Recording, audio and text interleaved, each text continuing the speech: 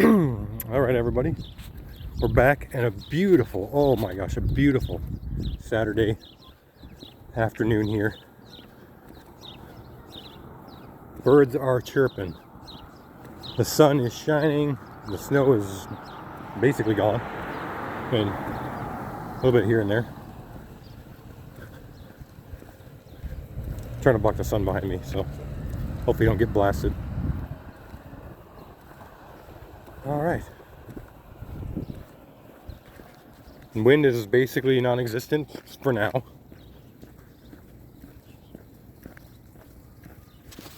Show you my little view here. Yep, not much snow, just dry sidewalk. Surprisingly, nobody out and about. I mean, honestly, kind of weird. You'd think with it being so nice, I mean, for up here in this time of year, this is amazing. And you'd think people would be out and about, but man, I don't see anybody. Just cars. That's okay though. We'll share the sidewalk if we need to, but otherwise, you know, full of Green Day. I walk this lonely road. You know how it goes. You know the lyrics. Or maybe you don't. Maybe you're too young. I don't know. Everybody remember Green Day? What happened to them? Are they still around? And they were big, and a lot bigger in my my youth, but I don't even know if they make music anymore. So, what are we going to talk about today? I have a couple things. I've some things I want to buy eventually. Maybe get some opinions from different people and IRL and online or whoever. I've looked up some reviews. What's everybody's opinion on e-bikes, like the battery powered ones? Now, there's a couple I found that I feel like are good deals, I guess you could say, and they have really good reviews. So that's important.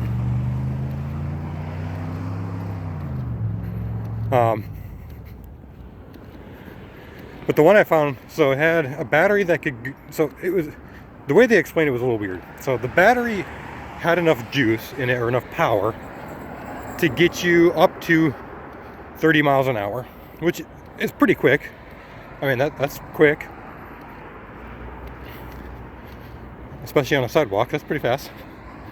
So it'd be 30 miles an hour, but if you were to max out at 30, let's say you were just like flooring it, it would only last like 12 miles or something like that, or 10 miles. It was like really low.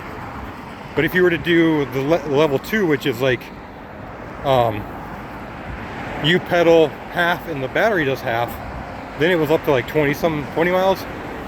And then the level 3 was if you did like 90% of the pedaling, and the bike assisted you on like uphills or things like that, or just, you know, randomly assisted you, then it was like 50 miles of range. So it kind of depended on how much battery you were using, you know. And I thought that seemed pretty cool because, you know, you could do like half and half, or even not, you know, or even if you pedal the most of the time and the bike helps you go up a hill, or, you know, if you just want to give your legs a little break, you could do that. So I think that'd be really cool. We actually have another runner. Somebody's running on the sidewalk. That's kind of cool. Don't really see too many people. We're not gonna bother her though, because that's inappropriate. We're gonna look away, and that's it.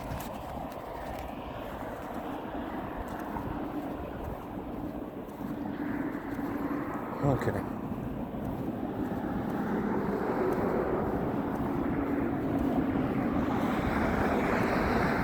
So, anyway, back to what I was saying. Yeah, that bike, it seemed cool. It was like, I think it was like $1,200 or something like that, $1,100. Which, that's a lot, I guess, you know, for a bike, but there's some like regular pedal bikes out there. I mean, that I've seen that are like $700-800 without a battery. So it's like, okay. why not spend a little bit more and get like, you know, one that's powered by battery as well. And you could take the battery out of it, which is cool, and like bring it inside to charge it, or like if you go to work in it or somewhere, you can bring it, you know, bike to work and bring your battery inside and charge it while you're working. So that's really neat.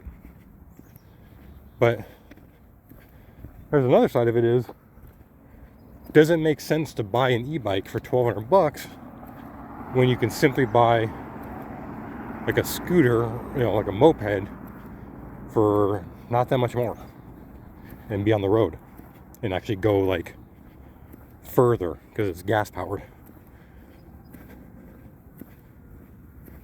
But I guess the whole point of e-bike is, I mean, I guess it is to kind of work out, right? So they're not really the same thing. But now that I think about it, if the point is to work out, why even have a battery at all? I mean, that kind of defeats the purpose.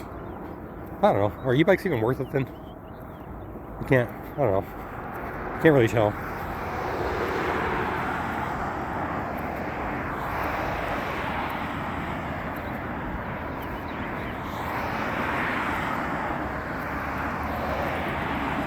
Yeah, anyway, show you some just beautiful March day. Doesn't really, this is never like any March I've seen up here. March is usually like blizzard and stuff. So yeah, go for our little walk here, talk with you.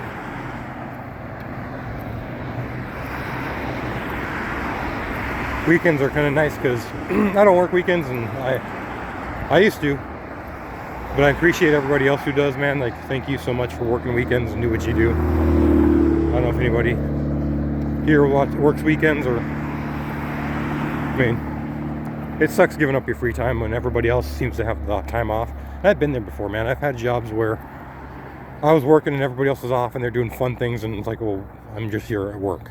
Yay. So I appreciate it. And thank you to everybody, I mean, not even just weekend workers, thank you to everybody who works long hours, you know, whatever you're doing. Medical field, the nurses out there, the doctors, people pulling 12, 14-hour shifts, whatever industry, you know, even our police officers, our medical personnel, our EMTs, our firefighters, our military. I mean, people don't often think about that, but it's a job. I mean, they're doing their duty, you know, and they're away from their families a lot of times.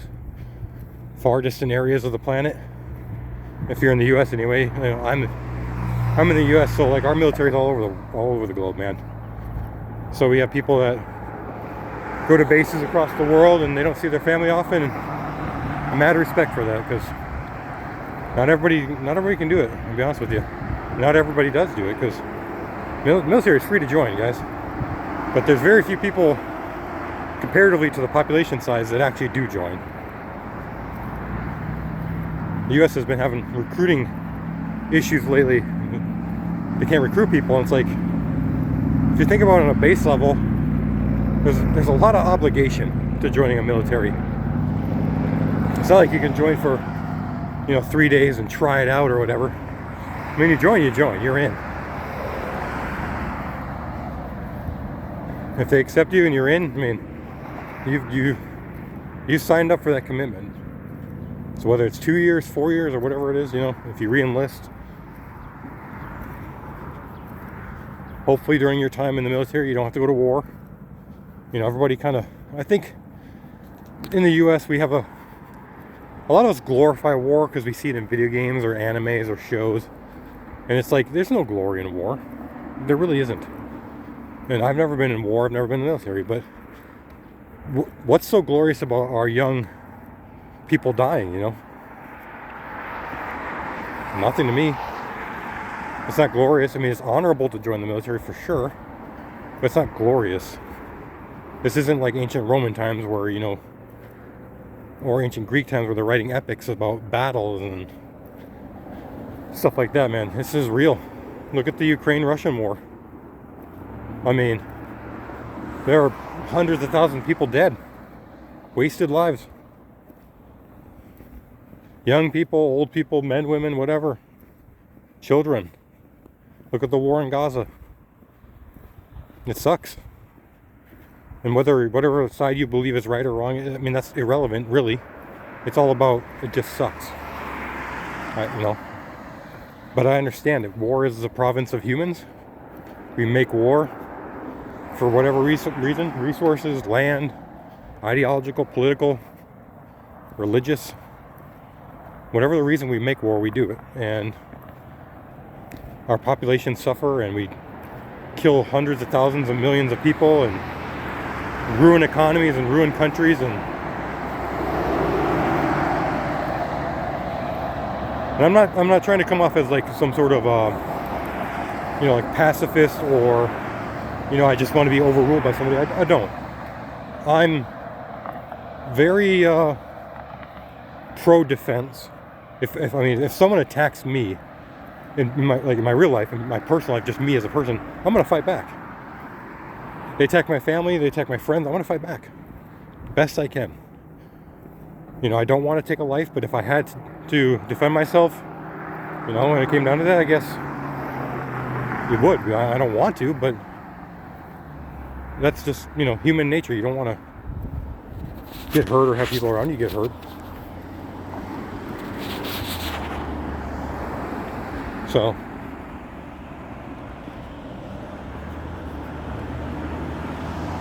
but yeah, war is not fun, man. It's not some sort of, it's not something to glorify, in my opinion. I hate when people are dying for any reason, especially like a stupid reason.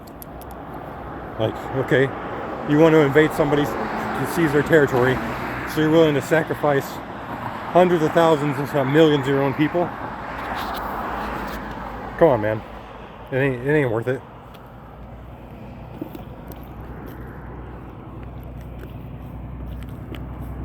So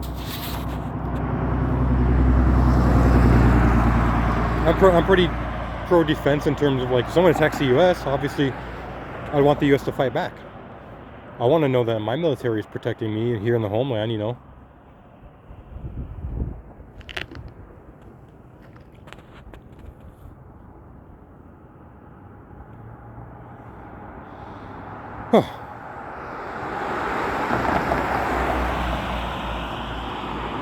This crosswalk is kind of jank, man.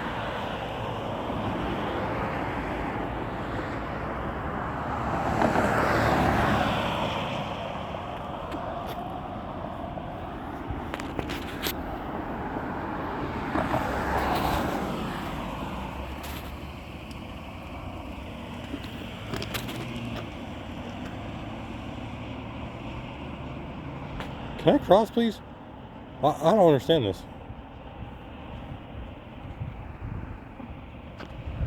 Bruh.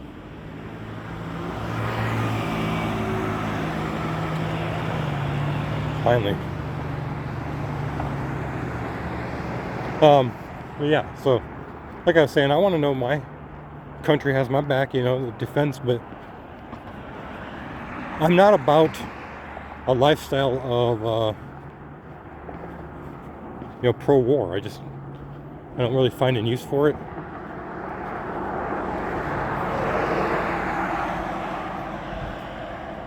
But I'm not naive enough to think that peace is going to be, some sort of achievable idea as long as we have the human population being as disjointed and different as it is in terms of ideology. So that's enough about war. We won't talk about that anymore because that's sad. Let's talk about other things, like,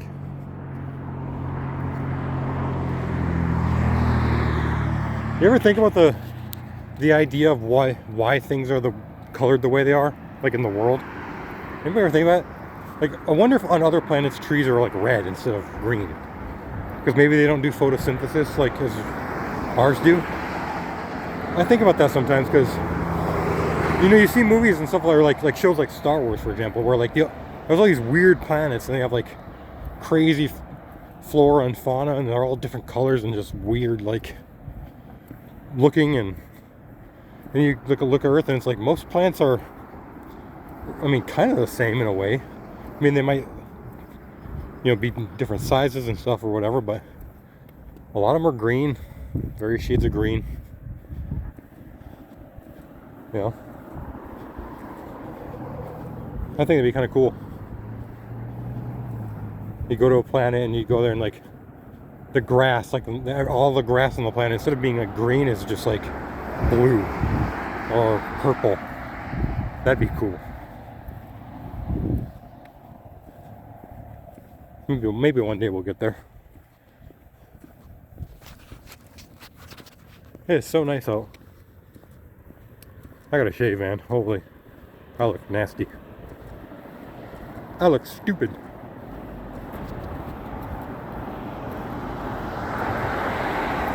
It's only 30-some degrees out, but man, I'm already sweating. I'm just wearing a hoodie and I'm sweating. I guess that means I'm burning calories. That's good. So, I've been really getting into AI music lately. I've been making my own like songs and stuff. It's pretty wild how easy it is to make stuff. Like, I bet you in 5 years there's gonna be like AI made songs that are winning like Grammys or something, you know. I bet you. It's getting really hard to distinguish between AI and real. Some of the stuff I've heard, man, I would never have guessed it was AI. It sounds so real.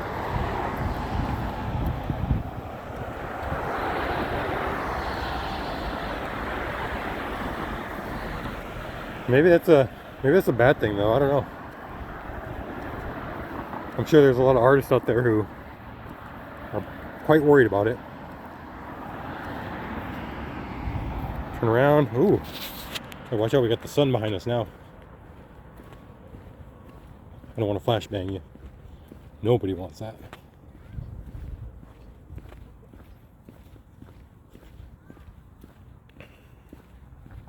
Try not to get an up nose shot, but if I go up a little higher, the sun's gonna blast the camera. Could do a side profile, I guess. Like that. Yeah, that works. Maybe not getting blasted. Makes my face look stupid, but big deal. I look stupid, that's fine. I don't care. Not here to impress. That's the thing, man.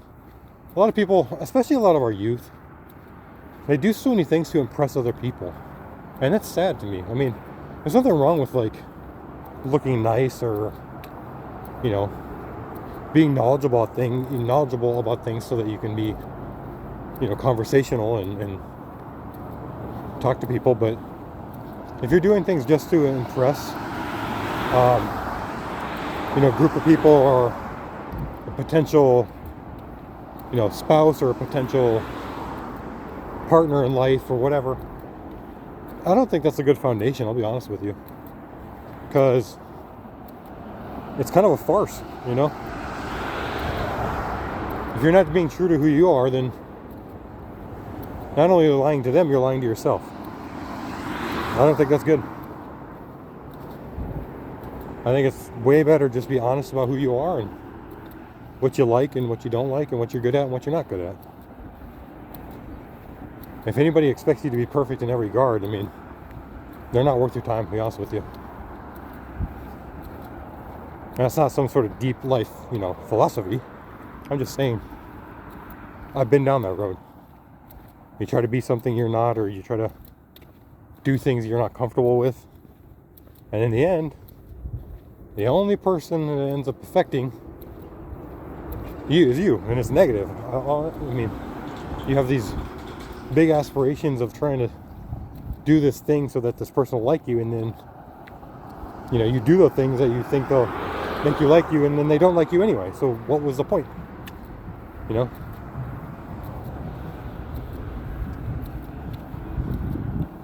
Especially when it comes to things like drinking. You know, drinking culture is really big in the States, especially up in the Midwest. I mean, North Dakota is like #1 or whatever for like drinking, I think.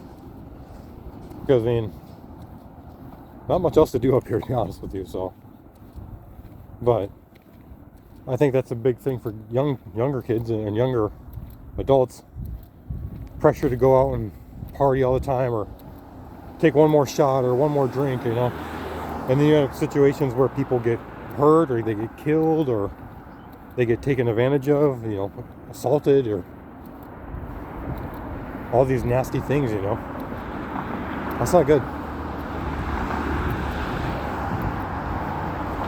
If you don't feel comfortable in a situation, don't do it, man.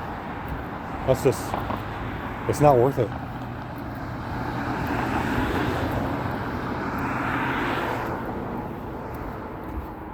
And especially, you know, the people out there who are trying to impress a guy, let's say, for an example, just don't. Like, just be yourself. Don't try to do things that'll make him stay, or, you know, offer your body up if you don't feel comfortable doing so. Just don't do any of that stuff, because you'll regret it later, and nothing good will come of it. And a lot of times the guys will take advantage of that. So it's just not worth your time.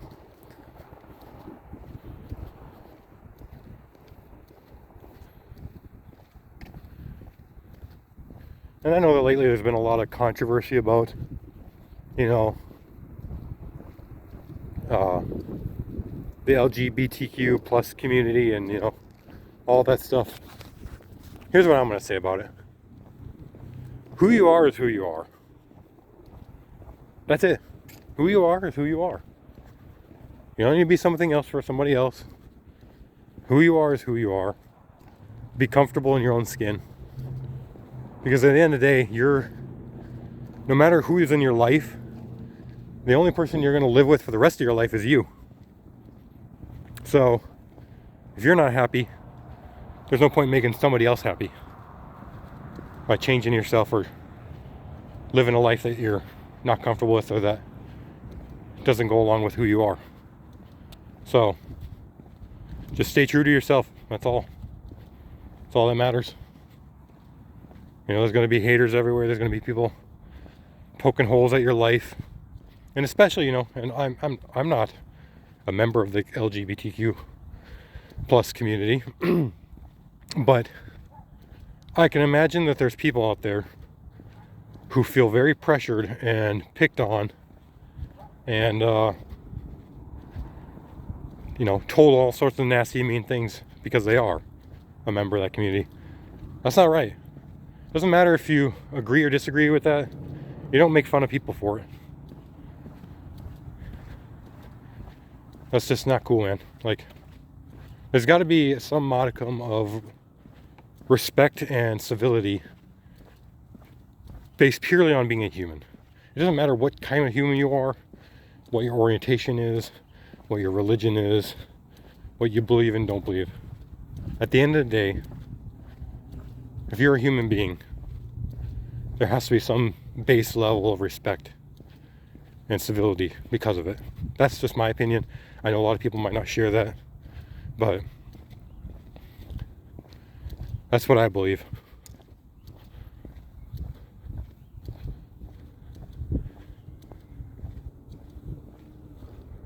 You know, I believe in, I'm not religious, but I do believe in a higher power of sorts. I'm spiritual in that way. And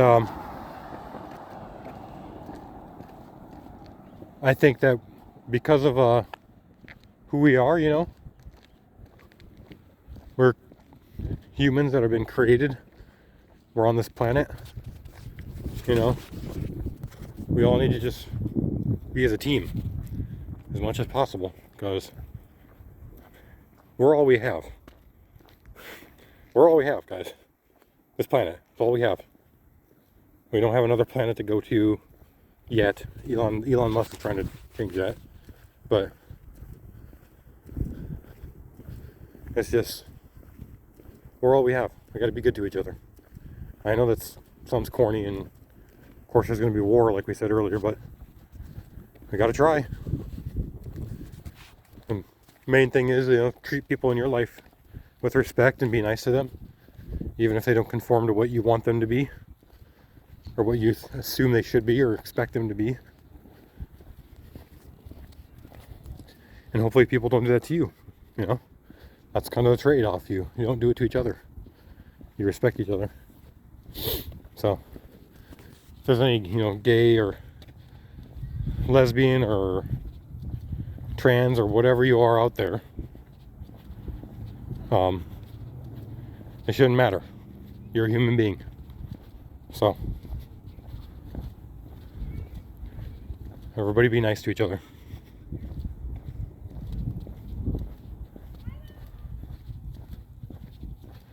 And that is my talk today on civility.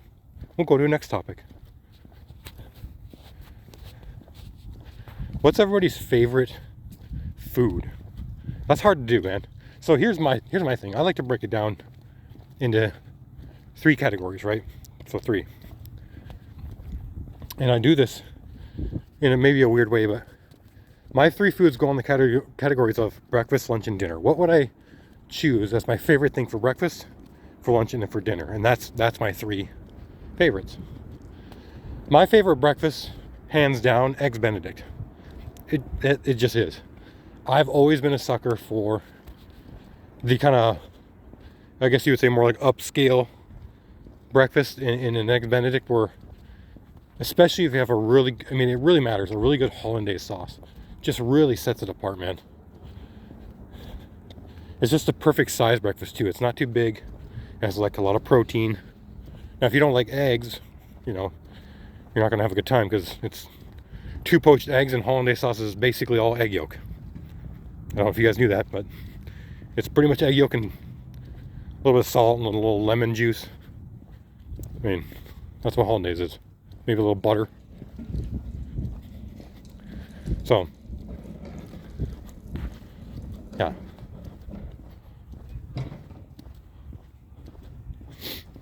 So yeah, that's my favorite breakfast. My favorite lunch, probably to this day, I'm a big sucker for sandwiches, like really good deli style sandwiches. It's really hard to get up here in the Midwest. We have a couple delis, but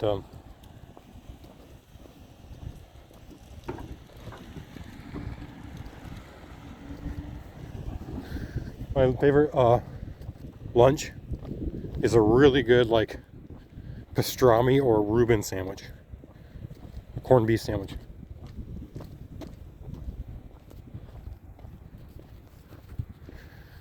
There's just something big, something really good about it. So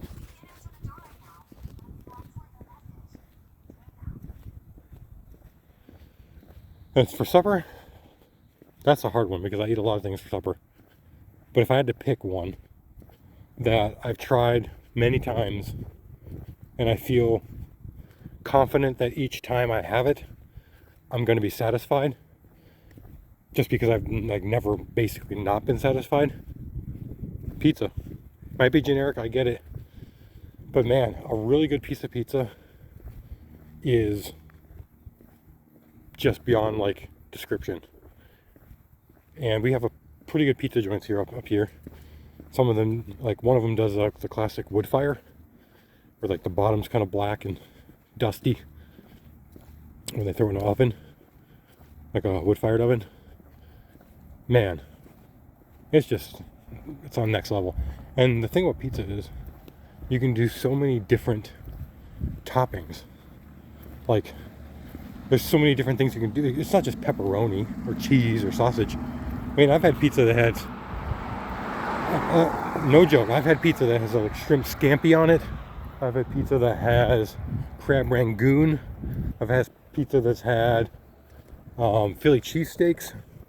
I've had macaroni and cheese pizza. I've had Buffalo Wild Wings pizza. I mean, it's all been good. I've never had a bad one. Okay, we're getting to the end here. So, yeah, leave those in the description or the comments. What your 3 favorite foods are for breakfast, lunch, and dinner. Be nice to each other. Doesn't take much to be nice. It really doesn't. It's pretty easy. So, be good, and I'll be back with another video eventually. Thanks, guys. Bye.